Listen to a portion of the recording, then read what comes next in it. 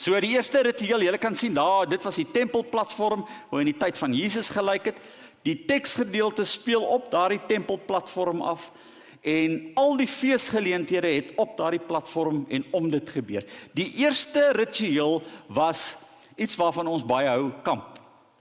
En dit is, jy moet vir jou 'n tent opslaan buite die tempel.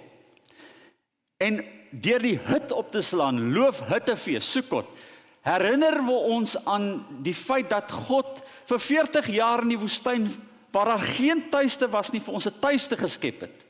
So as hulle elke aand in die hut geslaap het, hulle herinner ons as vreemdeling, ons het niks gehad nie, en God het vir ons in hierdie vreemde 'n tuiste gegee. Hou dit in gedagte. Die tweede en die derde ritueel het op daardie platform plaasgevind en was indrukwekkend. Die tweede een was die fees van die lig. Hulle het op daardie platform 4 reuse goue lampstanders opgesit, menorahs, met 4 kelke.